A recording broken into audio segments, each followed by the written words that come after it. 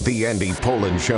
We got to go after this with everything we got. They're going to come with everything they got. I'll start off by saying I'm bored, I'm broke, and I'm back. The Andy Pollin Show on ESPN 630 starts right now. So ask yourself this question. Is this Commanders run sweeter because Dan Snyder is not a part of it? And, you know, somewhere, maybe it's on a beautiful yacht, maybe it's in a mansion where he lives, which is reportedly England. He's seething. Does that make you feel better? Yeah, it does. Tony's got a saying, success is better if your enemies are failing. And I think if you look closely, I think part of the success is felt here because Dan Snyder's not here anymore. Sally Jenkins has a column on that. We'll get into that. Much more preview on the game coming up on Saturday night and the coaching carousel getting very, very interesting with Joe Witt Jr. added into the mix. According to reports, Joe Witt is going to be interviewed by the New York Jets. He's, two things. One, he's at the upper age of coaching hires. It's amazing. He's only 46, but they're generally looking now for guys who are in their lower 30s or mid-30s. So we'll see. And the other thing is he's a defensive guy, and most of the coaching candidates seem to be offensive guys. Dan Quinn, 2 strikes. He was over 50 and a defensive guy, but he had been a head coach before and had taken a team to a Super Bowl, which was probably helpful in getting him hired here. And he has done, obviously, a miraculous job and is in consideration for Coach of the Year. I don't think it's a slam dunk because I think Kevin O'Connell, even though they flamed out at the end, I think the Vikings had a miraculous season with Sam Darnold. But it's interesting how many people the Jets are talking to. According to reports, Jeff Ulbrich, the interim coach, is being considered. Chiefs defensive coordinator Steve Spagnuolo, over 20 years ago, he was the top choice for Washington before he looked at the S show that was going on here and said, nah, I'm going to go back to the Giants for a while. He's had, I think, 2 head coaching stints. I believe he's been a head coach twice, but he is doing a great job as the defensive coordinator for the Chiefs. And when your team is, in the Super Bowl mix every year, you usually get more interest. Saints interim coach Darren Rizzi, Lions defensive coordinator Aaron Glenn. Rex Ryan has been blowing out a lot of smoke about this. I don't know whether he's a serious candidate or not, but he wants to be the coach of the Jets again. Ron Rivera, I can't imagine they'll hire Ron Rivera, but they've talked to him as well. And Matt Nagy, who was fired as coach of the Bears, he's being considered, and so we'll see. And then there's the Cliff Kingsbury possibility. He's gotten interview requests reportedly from the Bears and the New Orleans Saints. So we'll see about that. The Bears are supposed to talk to Mike McCarthy, who parted ways with the Cowboys. I'll have some more on that coming up. But the latest on that is, and this is so Jerry, the latest is that Jerry wanted to keep Mike McCarthy. But he said to him, I'm going to sign you to a contract, but I need to bring in Jason Witten as the coach in waiting. Jason Witten is a Hall of Fame tight end, spent most of his career with the Cowboys. Remember, he retired, went into the Monday night booth with Joe Tessitore, was a complete disaster, went back and played 2 more years, played another year with the Cowboys and finished up his career with the Raiders. He's been a high school coach and has been successful at that, but he's never even coached at the college level, much less the NFL, and Jerry wanted to make him the coach in waiting, and McCarthy said, nah, we're not going to do that. That's the latest on that. So that is in play there as well. But we'll talk much more about that coming up. I really enjoyed the Sally Jenkins column today with the headline, Best Part of Commander's Run, Snyder Isn't Here for It. And she writes, Karma is my boyfriend. What an almost forensic scientific curiosity this franchise is. What a case study in the ruinousness of a rich man's conceit. Over 24 years in Snyder's jammy hands, it was mired in pathological losing and degeneracy, so distressed it seemed practically covered in pigeon droppings. That's a great line. Just 18 months later, briskly refreshed by general manager Adam Peters and coach Dan Quinn, the team is a matter for pure elation with loose young jolts of energy and a flair for great finishes that have carried the audience beyond all shockability. The clinical conclusion: one-man rule never works in the NFL. And she writes, when a city is saddled with Commodus, and Commodus, I looked this up, that's a Roman emperor, a devotee of pomposity who prefers to be the central figure of a losing team because he can't stand to be a marginal figure on a successful one, it cannot win big. And she talks about what's going on with the Giants and John Mara, who does seem to be, swimming in this mess right now, and bringing back the general manager Joe Shane and Brian Daboll off this awful couple of seasons that they've had, and yet saying, yeah, I don't have a lot of patience, so let's see if they can turn this around. She writes, longtime NFL executive and analyst Michael Lombardi, who has now gone to work for Bill Belichick at North Carolina, once gave the greatest description of Snyder's performance ownership.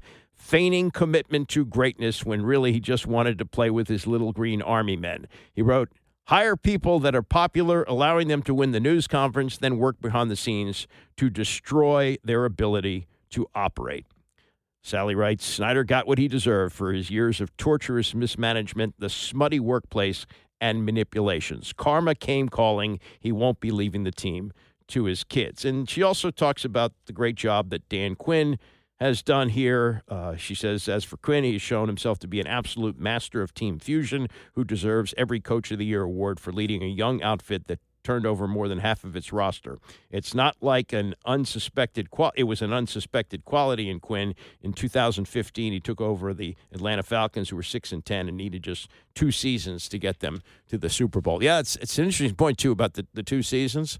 The 2 coaches who have taken teams to Super Bowls in the history of this franchise, George Allen and Joe Gibbs, both did it in their second year. Allen lost his Super Bowl, the one and only. Gibbs won his first one, lost the second one, and then won the last 2. And the run is unbelievable. If they have another run like this town is going to go crazy. They were in 4 Super Bowls in 9 years. So those of you who have grown up with miserable football under Dan Snyder, those days actually happened here a long time ago. Now, this was from yesterday. Quinn doesn't usually talk on Tuesday, but they've had to adjust the schedule because they're going to play on Saturday instead of Sunday, so they compressed everything. And this is the most crystallization, I guess you could say, of this term brotherhood that they throw around. How does it work? What is the kind of definition of it? And this was a question from Chick Hernandez with a quote from Sam Cosmi, who's been here for a lot of the misery. He's in his 4th season with the team, and the previous 3, an absolute mess of an organization. And now what he's seeing going on with what Dan Quinn and Adam Peters have built. And so this is how Quinn answered the question about the Sam Cosmi quote. It's the culture that's been built. He's been through some low times, but the fact that I'm playing for someone else other than myself matters more. Yeah. That's what you're trying to build here. And when you hear that, how does that hit you? Yeah, that's awesome to hear, because it is about the connection, Chick. And if the connection is stronger, the commitment is also stronger. And so when he and his teammates are that connected to one another, like, man, I'm not going to let you down. I'm absolutely going to take the extra step, go the extra mile, all of the things that you do that. And if you're kind of on the fringe and, neighborhood to brotherhood, there's a big difference. And neighborhood, how you doing? Okay, good. Nice to see you. And you keep on walking. Brotherhood, you don't do that, And so, the fact that he recognizes that connection, that's a big deal. That's another T-shirt, too, don't you think? Neighborhood to brotherhood. That's as well crystallized, I guess, as you can get on what brotherhood means on this team. That it's much more than guys just getting along. It's looking out for each other. I thought that was quite good. And then this, 5 straight games decided on the last play. Joe Gibbs, different personality, but he would say, "Oh my God, I'm getting too old for this," and I give you that laugh that he had. Dan Quinn, on the 5 straight games that have been decided on the last play, says this. No, it's awesome. It's like the best part of coaching, because it's like right with everything on the line. And it's my most favorite part of it all, like being like 10 toes down with guys that you really love and care about. It's the best. And so doing that kind of hardship with really good people, like that's honestly, as fun as it gets. And so they don't always work out in your favor, but just being in that arena, in that type of competitive band, like you cannot feel more alive than in that spot. When the anticipation and the competitiveness is that high, it's really cool. You wonder about an answer to that question if they had lost all 5 on the last play. And, reality is at some point they will go through a streak of games. Hopefully it's not 5, but they'll have games that'll be lost on the last play of the game. And maybe you could look at the Dallas game here as somewhat like that. They had a chance with the extra point to take that game into overtime and maybe even win it in regulation, but the missed extra point cost them there. But he's relishing these opportunities to have last-second wins, and you wouldn't bring this up certainly in a news conference, but he is the guy that blew the 28-3 lead against Tom Brady and the Patriots. There's been very little discussion of that, nor should there be. But, maybe this is the karma for him, having endured the most crushing of defeats. Arthur Blank, the owner of the Falcons, was down on the sidelines and dancing, ready to collect the hardware for a Super Bowl championship, and they let it get away. And so now he's climbing up the mountain again, and hopefully this is not going to be Sisyphus for Dan Quinn. But, he's certainly enjoying it when they win all 5. And he said, look, it doesn't always go that way. But he's loving all of this. The reason for this, it's Jayden Daniels. And this was a question that was asked of Daniels yesterday at yet another news conference where he is cooperative. He's never uncooperative, but his answers are very short.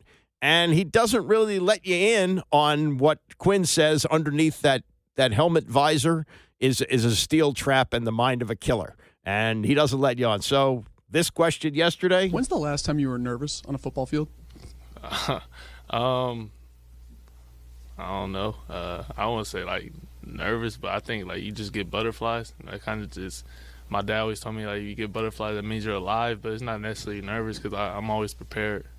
When did your dad tell you that, and what was, did you embrace it, or did it come over time?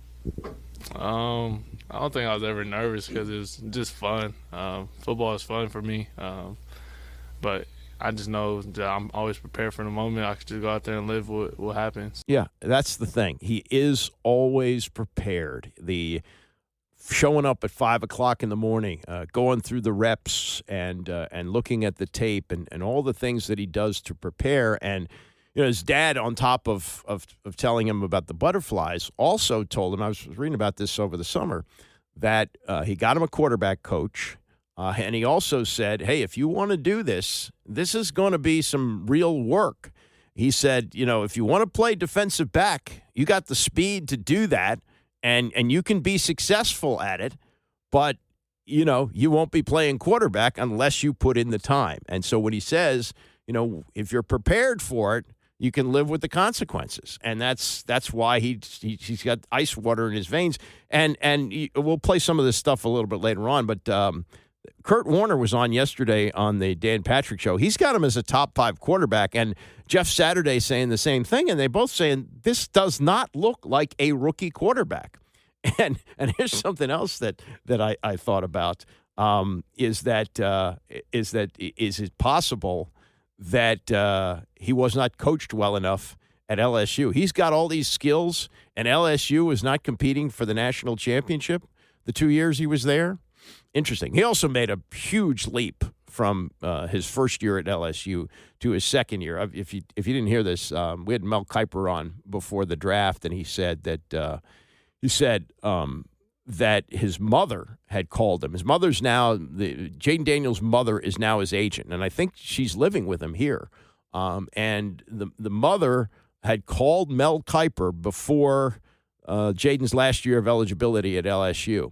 And she asked him where he thought he would go in the draft. And Mel said, well, probably 3rd or 4th round. It might be best for him to go back for another year. And goes back for another year, and the rest is history. And, sometimes, and this was a concern that I had, sometimes a guy will have one great year in college, and then the pros is a different story. Well, he's just continued to grow and grow and grow. It's not even that he was NFL ready when he got there. It's how much he's improved since week 1, and I think we saw that. They lost the lopsided game in the opener against Tampa, and he didn't look anything like he does now. Remember how he was running and taking that headfirst slide? There's none of that stuff. He's using the sidelines now. When he needs to put his body on the line a little bit to get a first down, he does that, but he doesn't really put himself in a position where he's going to get clobbered. It's really remarkable, the improvement that he's made over the course of the season. One more from Daniels, and I don't think this would be a surprise to you, but as he gets ready to play his now second playoff game with the stakes getting bigger, he says this about preparation. It's just another game to me. Obviously, everybody puts the implications and, makes it bigger than what it really is. But at the end of the day, it's still the game. You got to go out there and stick to your routine, stick to who you are, the process of what got you there. Go out there and just play football. And then to the guys, we're just taking it day by day. Be what our feet are, and, we'll handle business when the time to come. Yeah, just another game for number 5. And by the way, the line has moved. It opened at 8.5. It's now 9.5. Detroit favored. I guess a lot of money going on the Lions, but that's where they are now. They're the biggest underdog of the playoffs, and that will be that'll be one to watch. Of course, the Bills and the Ravens, that's a close game. That's 1.5 and then the Rams and the Eagles, I think that's open now at like 6.5. With the Eagles favored in that game. All right, coming up, the coaching go-round and what Mike Tomlin says about these trade rumors. Stay with us. It's the Andy Pollin Show, ESPN 630. The Andy Pollin Show on ESPN 630, the sports capital. All right, so we got coaches, and we got coaches who are looking for jobs. We got coaching vacancies. This is always a part of the year which is really bizarre because the focus really should be on the playoff teams, and it is to a great degree, but the teams that are not in the playoffs, some of them are looking for coaches, some of them fired coaches during the season, some fired coaches at the end of the season, and some of the stuff that's going on is wild. The rules have changed. Now, it used to be that you couldn't talk to a coach until his team's season was finished. And I remember this going way back to 1994. So this is 31 years ago. And the Cowboys were on their way to winning their second Super Bowl championship. And it was pretty well known that they wanted Norv Turner to replace Richie Pettibone. Richie Pettibone was fired a couple days after the start of the year. He was unfortunately one and done as a coach. He went 4-12. Great defensive coordinator, left with an aging team, and just didn't work out. They had a lot of injuries, and he was let go. So it was known they were going to get the hot coordinator because the Cowboys winning back-to-back championships. Troy Aikman was effusive in his praise of Norv and all that, but the Redskins couldn't talk to him. So at the other station, we called him and we said, "Are you interested in the job?" He said, "Yeah, sure." Well, nothing anybody could do, so they had to wait until the season was over, and then it was much worse. Before the 2000 and what was it, after Spurrier left, so that was after the 2003 season. So we're going back now 21 years, and so they wanted to. No, was it before then? No, it was after. That's what it was. It was after Joe Gibbs left. So this would be after the 2007 season. So it's 2008, and they want Steve Spagnuolo. And Spagnuolo's in this round of discussions now for the Jets job.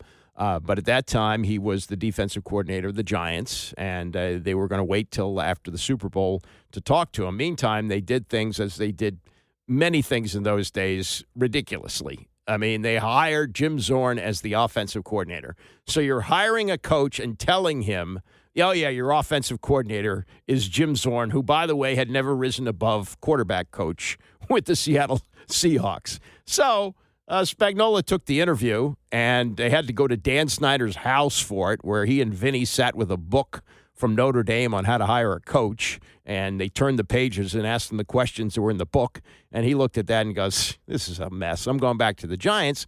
And so Zorn was there. They called Joe Gibbs, probably at the shop where you go zip, zip, zip, the noise, and he picks up the phone. Yeah, he goes, hey, what do you think of Jim Zorn as head coach? Zip, zip. Yeah, sure, fine. So they hired Zorn, and he talks about the maroon and black at the first news conference, and Yeah. So that's the way it was. So now the rules are a little bit different. You can talk to coaches in this various windows along the way, and that's why Joe Witt is getting some play now. The Jets are interested in him. They're allowed to talk to him by Zoom. Can't talk to him in person until the season's over, but he's in the mix. And then you have these rumors about Mike Tomlin. Now, Mike Tomlin has just completed his 18th season, but it has not been successful lately. 5 consecutive one-and-done trips to the playoffs. But he did sign a contract extension before the season, and I was listening to Jerry Dulac, who covers the Steelers for the Pittsburgh Post-Gazette, and he said they don't buy out contracts like that.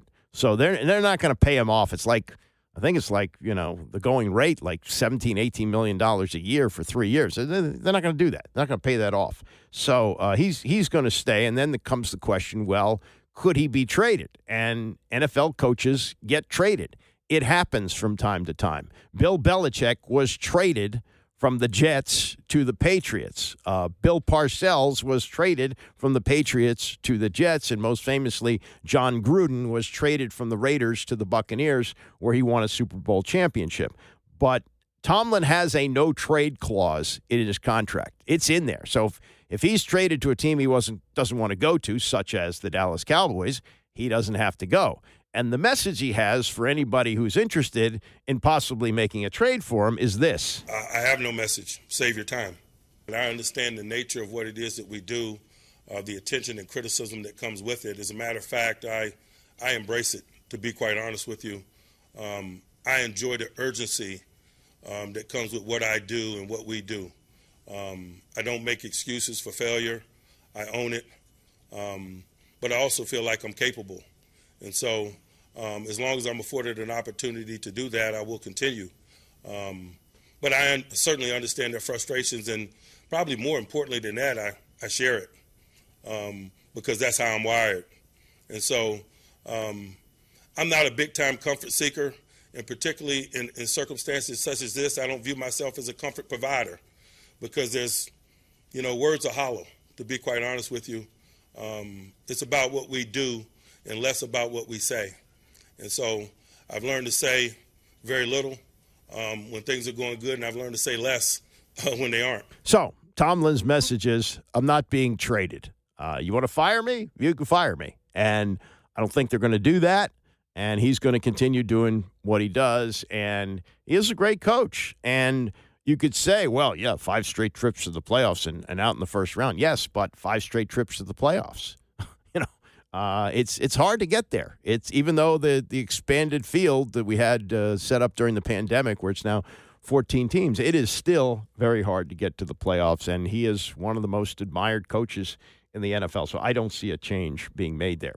Cowboys have already made a change. Mike McCarthy is out there after 5 years, and well, there's 2 rumors flying around. Well, one is why McCarthy left, because there were indications at the end of the season that Jerry was ready to sign him up again, and he, I guess, didn't even get to the point of negotiation because the report is that Jerry went to him and said, Mike, we'll sign you to an extension, but I want to bring in Jason Witten as the coach in waiting. McCarthy's like 61, which is old for a coach, but okay, they're older coaches, and Pete Carroll even drew some interest. He's 73, so they could conceivably go another 5 years with McCarthy. Andy Reid, 66.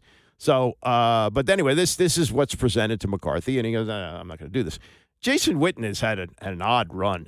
He was a great player with the Cowboys, and there was even some talk that he was going to retire as a player and go right to being the coach, right to being the coach of the Cowboys.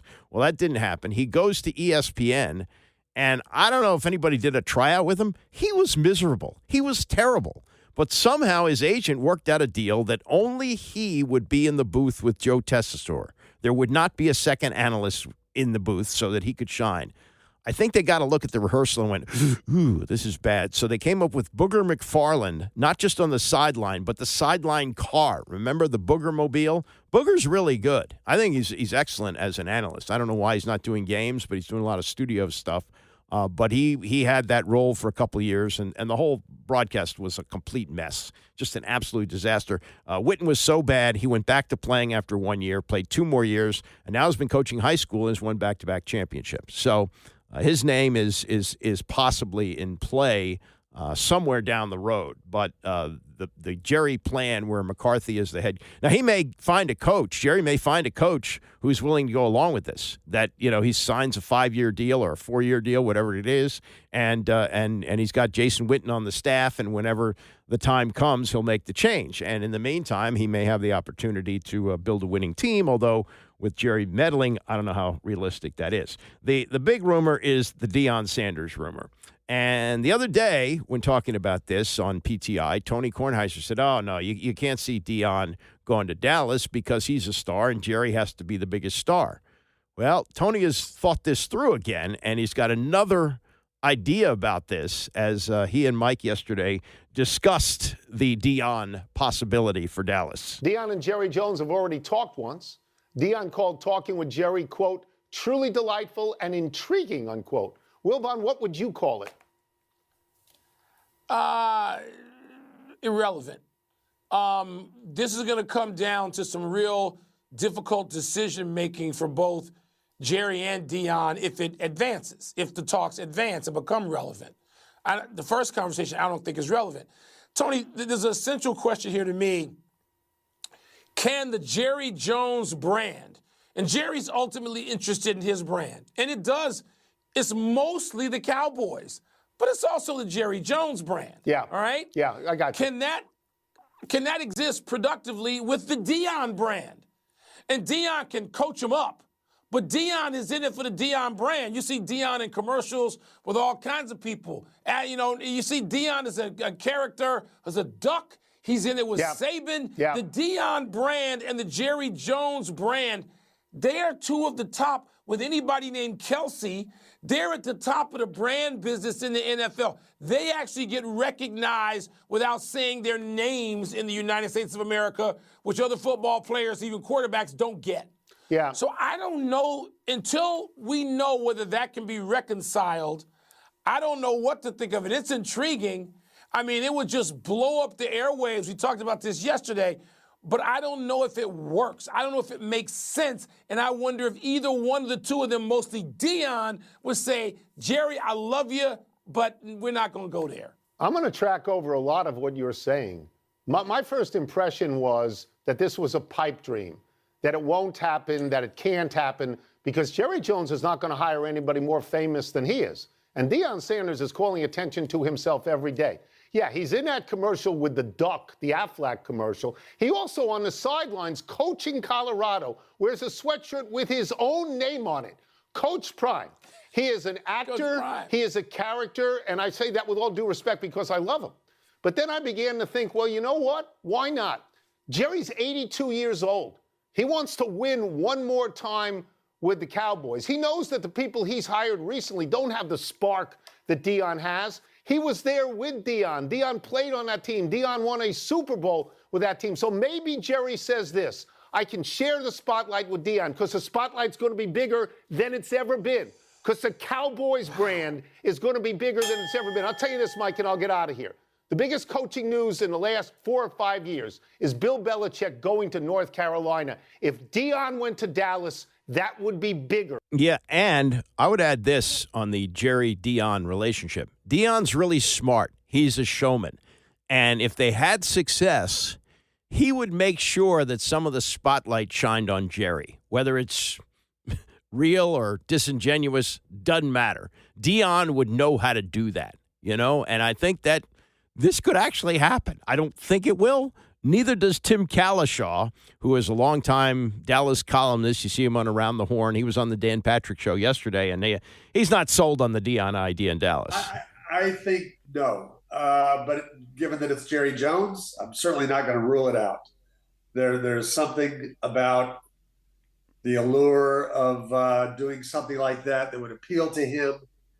However, I just think he's going to try to find somebody else. When you look at Deion after 2 years, what is his record at Colorado? About 500, barely over it. And I don't think that's going to be. I don't think this team needs a motivator. And I think Deion's stuff works better in college than it will in the NFL. I think this team needs a coach, and it needs different schemes, and it needs new ideas. And I'm not saying Deion couldn't bring that, but I think Deion's greatest strength works better on college players. And you bring this up in your column. You're saying you got to fix Dak Prescott. Tim, that's going to be difficult for a guy who's injury prone, making that kind of money, and is a pocket quarterback and is 32 years of age. I don't know who can fix that. You find those aspects troubling. The fact that he's 32 mobile and he plays in 2/3 of the games. You see that as a negative. Yeah, and that's why, I've thrown out Cliff Kingsbury. Look, Ben Johnson is everybody's first choice, and nobody has any idea what he would be like as a head coach. But everybody loves Detroit's offense.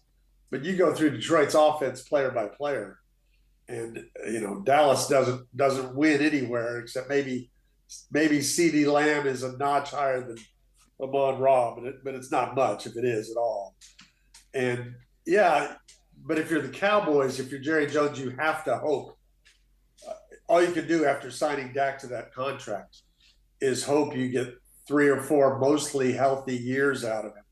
And who can put together the best offense that he can thrive in. I think that has to be the target here. What happened here in the last 2 weeks with Mike McCarthy? I don't know that anything did. I mean, the fact that they met every day last week, I do feel for Mike McCarthy sitting through those meetings. The sun never sets on a Jerry Jones conversation. They just go on and on. And in Jerry's world, they didn't even get to contracts till the last day. So I don't know what in the world they talked about. I think Jerry's mind was probably made up. If they didn't do better in the playoffs this year, no matter how that happened, he needed to go another direction. It's 5 years. It's one playoff win over an 8-9 team. So, I don't think anything went wrong. McCarthy actually, I thought, coached the hell out of him after Dak left. Yeah. And the way they played down the stretch. They could have won the Cincinnati game, and they could have won, obviously could have won the Washington game. But while Dak was here, they were 3-5, and they were a mess. And, I just think after 5 years, he had to go look for another voice, try something else. Okay, but why didn't Jerry make the decision when you had the window of opportunity to interview Ben Johnson? Because he doesn't operate that way. Because he likes to drag his feet and take a week, and, give us headlines for talk shows and things like that. I don't really think. I just mentioned Ben Johnson. I don't think he will hire Ben Johnson.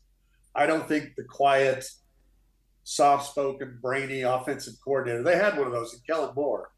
And I don't think that's Jerry's idea of a head coach.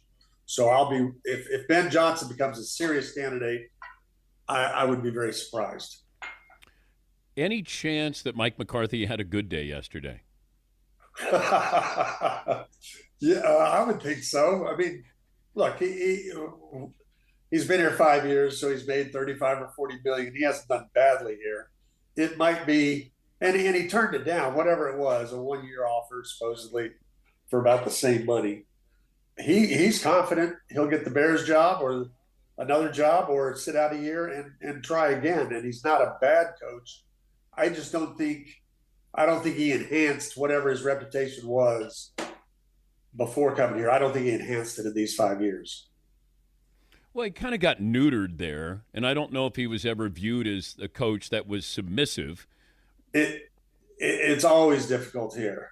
Parcells is the only hire since Jimmy that Jerry has sort of taken a couple of steps back and let him be the head coach.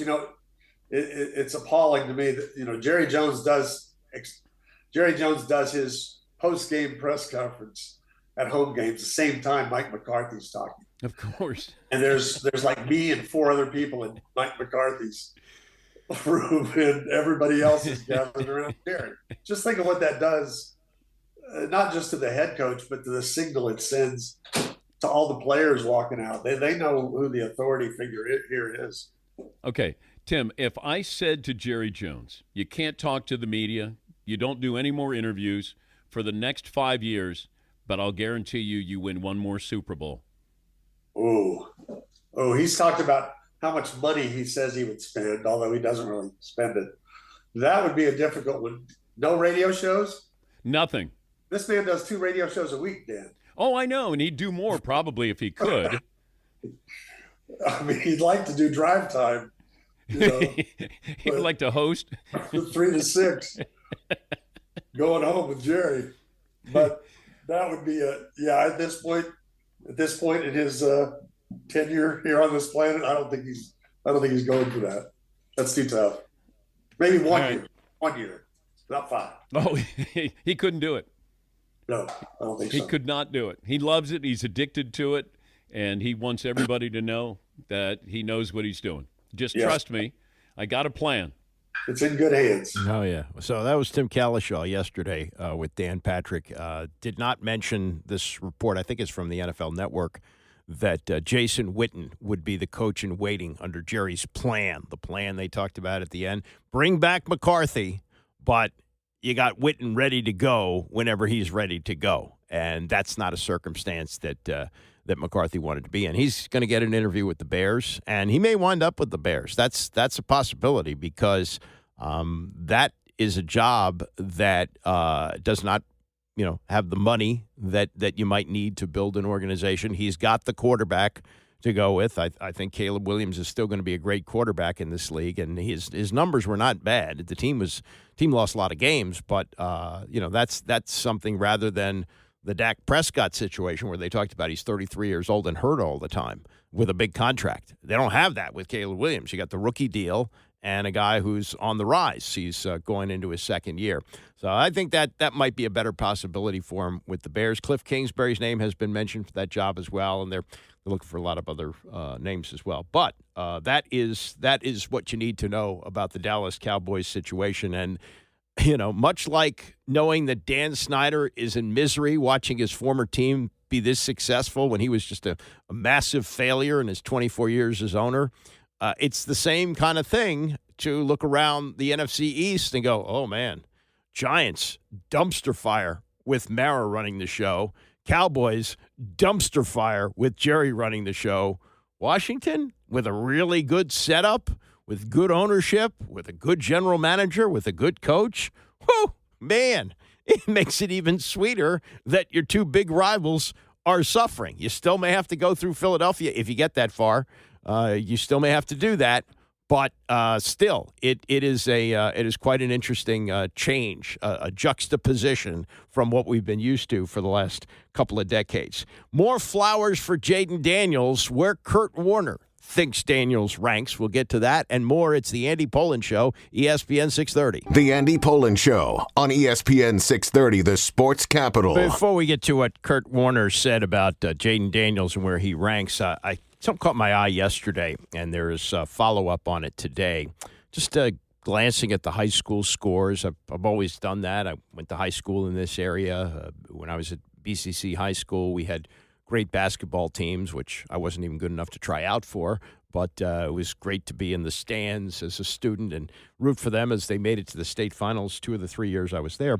So, just a lifetime habit of glancing at the scores, and I saw one that was eye-popping. It was a girls' score from Coolidge High School. Coolidge is, of course, a large D.C. public school, and they played a school named Bard that I was not familiar with, B-A-R-D, and I looked it up. It has only 369 students, according to the website. I got to imagine that Coolidge has 1,500, 2,000, who knows. It's a big public school, and they have a terrific girls basketball team this year, obviously. They're ranked 16th. I'm surprised they're that low with a 16-1 start. But they are blowing people out, and some of it is scheduling. Not all of it is against D.C. public schools. They've won 8 games by 40 or more and 4 by more than 60. But this game was really something. They beat Bard 103-2. 103-2. And I'm not one of these people that jumps up and down when you see blowouts like this. They happen every year in high school basketball. Sometimes it's even on the boys' side, not just the girls' side, and be, oh my God, the coach, he shouldn't have run up the score. No. If you're putting in backup players, you don't handicap them. That's their opportunity to play. That's their opportunity to show what they can do. Sometimes they're underclassmen. They'll get an opportunity the next year. You don't do that. You don't tell the players to hold the ball just to be kind. No. You put in backups for sure, but you don't hold them back. But this was sort of an extenuating circumstance here as they played Bard. Coolidge has a player. She's only a junior. Her name is Jocelyn Derricott, and she entered the game needing 32 points to reach 1,000 for her career and 10 rebounds to reach 700. And so they were looking at, well, how does this happen? They knew that it was going to be a rematch. They knew that she would have the opportunity to do that, 32 points and 10 rebounds in a game that's, clearly an opponent overmatched. And so anyway, this story from Matt Cohen in the Post says, in a display of the massive talent gap in DCIA girls basketball, Coolidge would go on to win 103-2. By the end of the first quarter, Derricott had 26 points, and Coolidge led 43-0. The coach decided to let her go for it. Early in the second quarter, Derricott clinched the scoring mark, becoming the first Coolidge girls player to do it in more than 3 decades. She grabbed her 700th rebound in the first half. By the game's end, she had 50 points, which could be, I guess, they don't even know if it's a program record. But the 101-point win was a reminder of the challenges of building a public school roster with private and charter schools poaching top talent.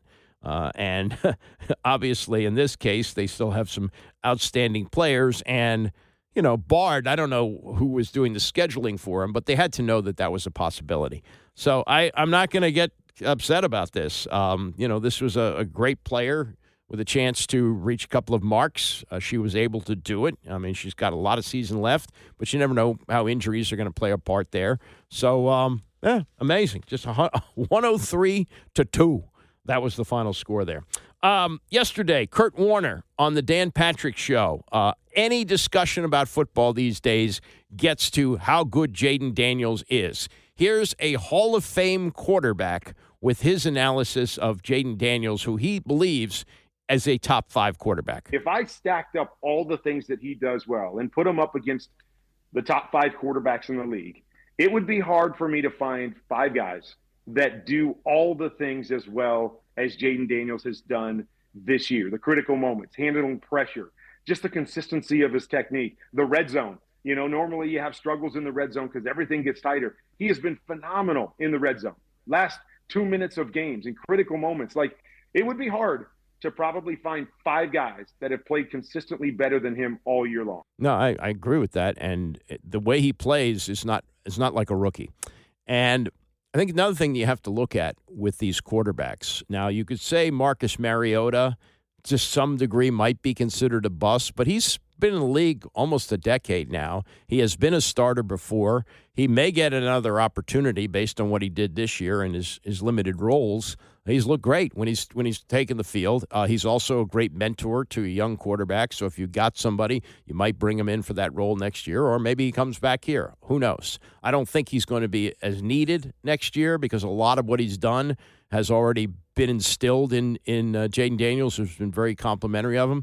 But the days of the Heisman bust at quarterback seem to be over because the pro game is so similar now to the college game. And now that these guys are staying in college a long time, like Daniels, 5 years, they're ready when they come out. And the playing in the NFL, while the players are better overall, that you're playing NFL players every week because they're all NFL players. Like in college, you'll see some NFL players, but also the pressure of the moment. These guys in college, they're playing before 100,000 people sometimes.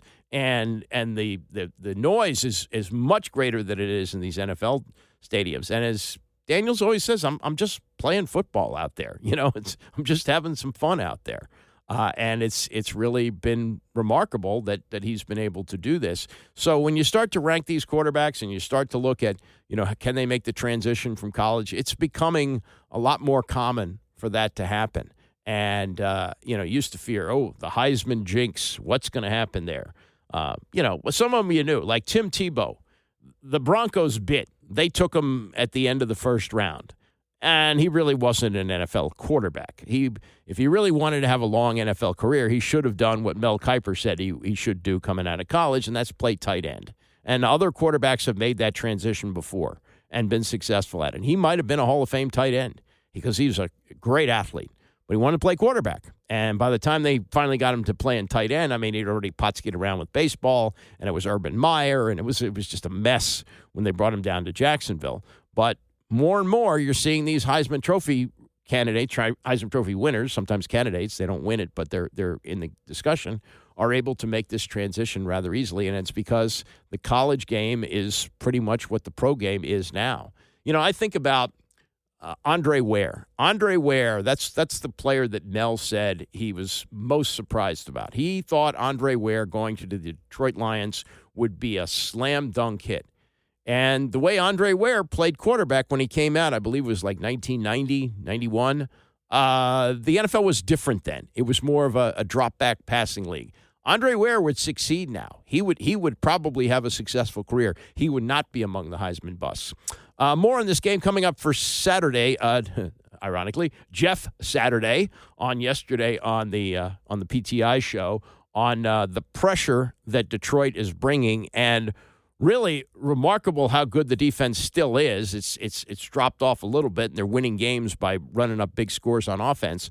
But they lost 6 starters to injury this year, 6 of them, and they're still doing it. They're still bringing pressure, which Saturday speculates will be part of the picture for Saturday night. Yeah, it's been pretty remarkable. You think about Aaron Glenn and what he's been saddled with and the way that he's adjusted and continues to make adjustments. It's been pretty incredible. The buy-in from the players, the way that Dan Campbell has gotten these guys together, it's fun to watch.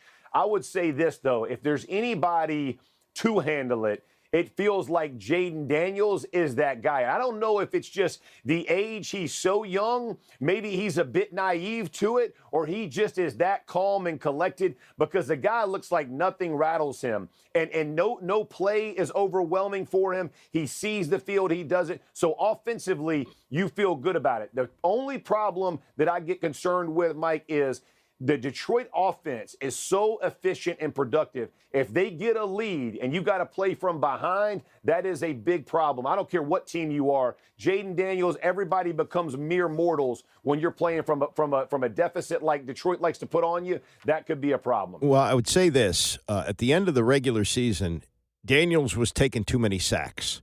And part of the reason was the running game was ineffective, which it still is. That's a big concern heading into this game. If the running game was clicking like it was earlier in the season, it'd be less of a concern. But Daniels was holding the ball too long. That didn't happen this past Sunday night in Tampa. It was just one sack, and it was more like a coverage sack, like they ran him out of bounds. So I think they may have that under control. Now, he's right if the Lions get out to a lead, and then they're going to, as they say, pin their ears back and come after Jayden Daniels. But, sometimes when you do that, he can escape and make big plays. But that is a big concern going into this game. And, it's remarkable that they were able to control time of possession against the Bucs. They almost 12 minutes more with zero running game. Just the short passing game and converting on third downs and going for it on fourth downs.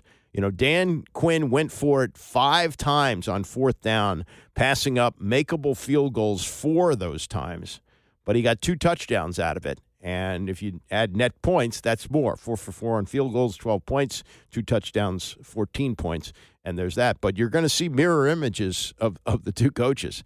Kind of different, styles, the way they talk. But the way they coach is very similar. Dan Quinn and Dan Campbell, the 2 Dans with goatees, doing what they do. And they give you fourth down. Use them all. We don't need no stinking punter. You got a great punter there in Tress Way, but as Dan Quinn said, I like it better when Tress doesn't punt.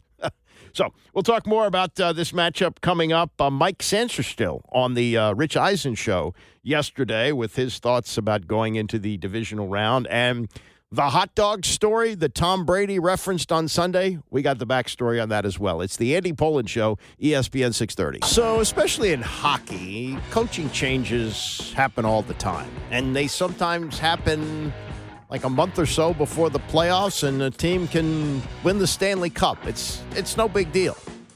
But 35 years ago today, the Capitals made a coaching change, which has to go down as one of the most bizarre in the history of coaching changes, and it worked out spectacularly.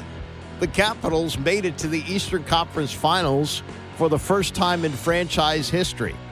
The coach that was fired was named Murray. The coach that was hired was named Murray. That was the last name, not the first name. Were they related? Yes, they were. They are brothers. And it happened 35 years ago today. We'll run through that a little bit later in the show. Also, the Tom Brady reference, if you're watching the Eagles-Packers playoff game, A.J. Brown picking up a book and reading it on the sideline. Some said, oh, that's passive aggressiveness. He's unhappy with the number of targets. No, it's some motivational book that he uses. And he said, oh, the camera just happened to be on me. And Tom Brady made a reference like, that's not the strangest thing he's ever seen on the sideline. And he was referencing the Mark Sanchez hot dog chow down that he had when he was quarterbacking the Jets years ago. It was his rookie year, so that would have been 2009, I believe, 2008, 2009. Anyway, Sanchez was on the Dan Patrick Show yesterday and gave you a little backstory on this. You having fun? Isn't this a fun time of year with what the Commanders are doing? I mean, it's so many years we've looked at this time of year and we've gone, okay, who's going to be the next coach? Can they draft a quarterback? What's going to happen? What's Snyder going to do to screw this up? What veteran quarterback are they going to go after in free agency? And how is it not going to work out? It was just gloom and doom. And there's such a sense of joy around here now, such a badly needed sense of joy for what they're doing. And Brian Robinson, who was a winner in college, I mean, they have shopped not successfully necessarily, although some of the players they've gotten over the years have been excellent players like John Allen and so forth. But they did get Brian Robinson at the Alabama store. And when you come from the Alabama store, you usually come with the championship ring, which Robinson has. But as he told reporters yesterday, he's having a blast with this. We're having a blast right now. It's so much fun. You can see just from the energy in the locker room after the game, just guys just excited, and guys come back in here, ready to work with that same energy. And, we know what we can do. We know what we can accomplish. We know how fun it is, and we just want to keep having fun with it. Well, Robinson's got to produce, too. And what will be interesting is how much they use him in the running game, because he's not been effective in the last two games. And Chris Rodriguez was not active for the last game. I wonder for this game whether they will make him, because they didn't have room for him with Austin Eckler ready to play. But I wonder if it might be a good idea to bring him back, because Robinson has not been effective at all. What do you have? He had, I think, 20 yards rushing, maybe it was even 10 yards rushing in the game against Dallas. And last week he had 16 yards. I mean, this is not a good situation for them, but they're able to overcome it with the short passing game. Meantime, the usually, I don't want to use the word blasé with Daniels, because I don't think that's fair. But his, matter-of-fact way of talking about everything and kind of deflecting everything away from him. RG3 reveled in this attention. Oh, the more attention he got, the more he wanted. Daniels is like, yeah, okay, yeah, that's fine. It's good for everybody else. I'm happy for them, but I got work to do. I'm doing my thing. This was the question yesterday about all the alums that are showing up. That this is now, a lot of the alums stayed away because of Snyder. They don't want to have anything to do with him anymore. And when a team is winning 4 games, you're not going to draw a lot of alums to bask in this. But the alums are coming back and celebrating this. And Daniels, while he recognizes it, isn't going to get worked up about it. Obviously, everybody's excited. I don't really focus too much on that. I kind of focus on the task at hand. But we love having them around and showing their support and their joy to the season that we're having. Jayden, on Monday, DQ said that inside the lens of the helmet that you're a killer. So I'm curious, that mentality, when you're on the field, what does that look like? What does that feel like? I don't have an answer for you on that. I'm just competitive, man. You know, I just want to win. I'm gonna do whatever it takes to win. But to answer the question, I really don't know. It's kind of just me just going out there and playing football. Well, with all due respect to Scott Abraham, and it's a good question, he's not going to tell you that. That's what Quinn is indicating. He keeps his thoughts and his emotions to himself. He doesn't want to show his hand. The great players do this. Joe Montana didn't let you know what he was feeling at the time. If he was feeling pressure, he wasn't going to show you. These are competitors. They're stone cold competitors, and Daniels is that. Yeah, he shows emotion, but as Quinn said the other day, when asked you what was the most emotion that you saw out of him, he said it was when they won the game against Dallas and he was on the sideline. In fact, let me play that for you again. This was from yesterday. Day before. Things are running together here. But this was about when he saw Jayden at his most emotional point, and that references what Scott asked there. Probably when Marcus threw the game-winning touchdown pass in Dallas. Like, he was the most emotional. In these other moments where he's the one in charge, like, he's iced up, man. Like he ain't letting you into that. Like, inside the lens of that helmet, like, he's a killer. So the most emotional I've seen him is his joy for Marcus into that spot, to let that emotion and happiness out for a guy that means a lot to him. Yeah, I think they should make that into a T-shirt. Inside the lens of that helmet, he's a killer.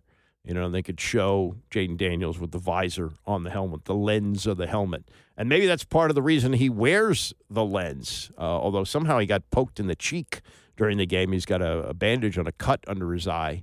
But, that could be part of it, that he doesn't want you to see what's going through his mind, what his eyes are showing you. That could be a big part of that. So that was fun to listen to.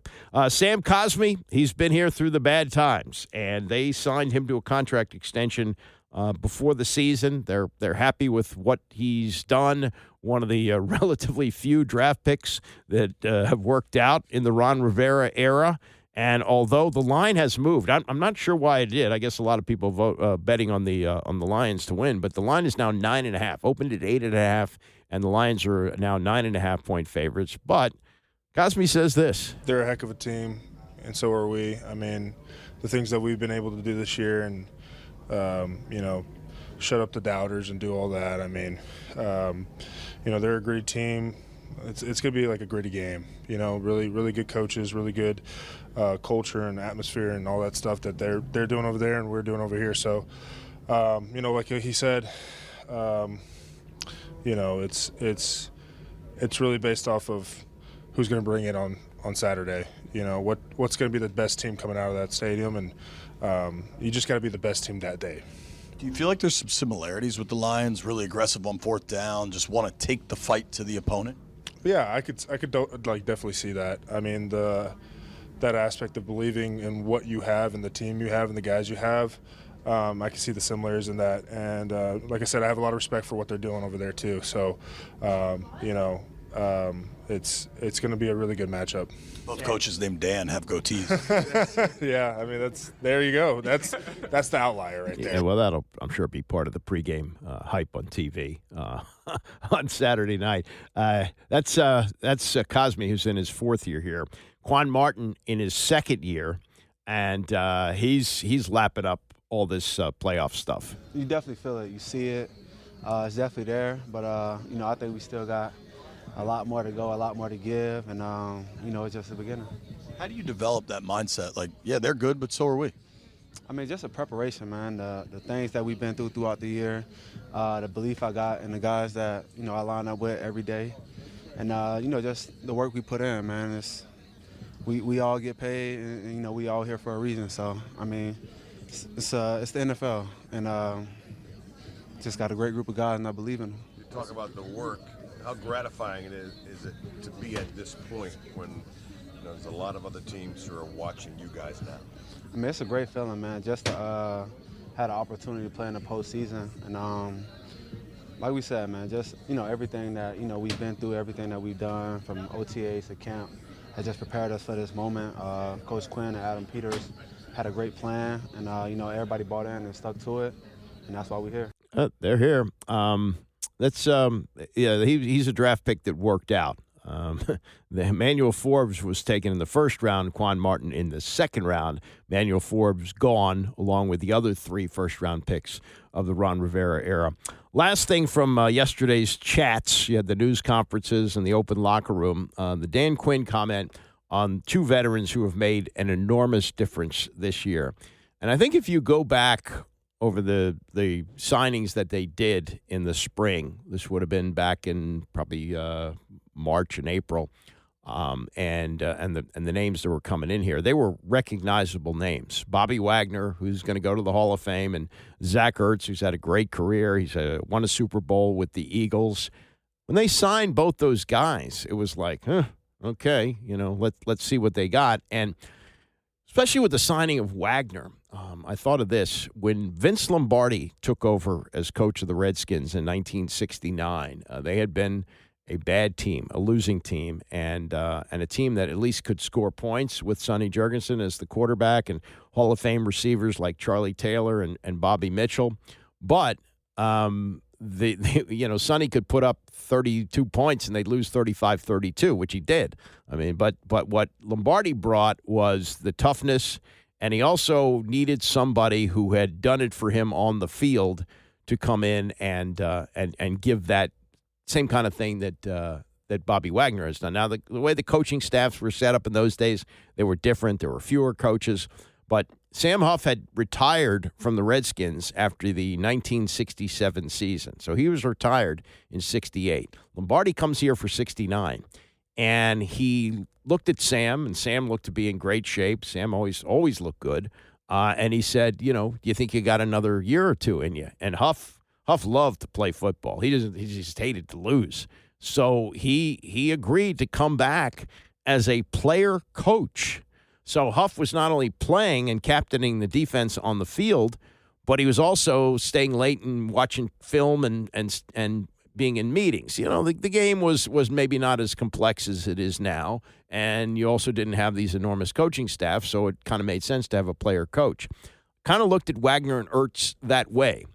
In talking about their contributions to the team this year, Quinn said he did not. I never wanted the pressure on them to be anything more than ball player first. Neither of them were brought here to coach. I knew they had very high standards, John, really high. And I thought that alone is a standard of what excellence and winning can look like. And I thought that alone is important if you're trying to, do something together in that fashion. Look to those examples first. Yeah, and the fact that they have performed as well as they have performed, Bobby Wagner is second-team Pro Bowler. Zach Ertz, their number 2 receiver. On top of that, he's played in every game. He had a knee injury that cost him part of a season. He also was cut last year by the Arizona Cardinals. I mean, those 2 guys, you would think that their main contribution would be locker room, and it seemed like that was sort of the reason that they were brought here, the locker room presence that they would have. But also, they've been great performers on the field, and I think Wagner's going to come back for another year. He's working on his master's at Howard. I would think he'd want to stay in town, and I think they would want him back. He could play another year, I think, at 35. And Ertz is another one who might think about playing another season. And I don't think either one of them necessarily thought that this would be more than a one-year deal when they came here. That's what they signed for. Now, would they, try and go someplace else? I don't think so. Maybe. They might. But I would think that both of them are going to be coming back here next year. And what a great job both of them have done, more so as players than locker room people. Wagner is maybe more of that. Wagner is more of a captain. Ertz, though, is, he's a show by example kind of guy, I guess. And the relationship between Wagner and Daniels is also interesting. It's a big brother, little brother thing. And I don't know if you saw this, after the game on Sunday where Daniels was being interviewed, and Wagner stood by, kind of looking at him, try to intimidate him a little bit, for a laugh, and whoever, I forget who was doing the interview, but said, "Oh, there's Bobby Wagner. He recovered the fumble," and Daniels goes, "Yeah, well, it's just lying there on the ground," So it's a great chemistry between the two of them. Isn't this fun to talk about this? Isn't this great? They were all we used to do, and I did it for years, for decades. Talked about, oh God, here goes, and even when it would look good, it would be Lucy pulling the football out and Charlie Brown falling flat on his back. This is the start of something big, and it feels amazing. All right, that is a wrap for me. What's today? Wednesday? Yeah, it's Wednesday. So I will be back here tomorrow morning at 9 a.m.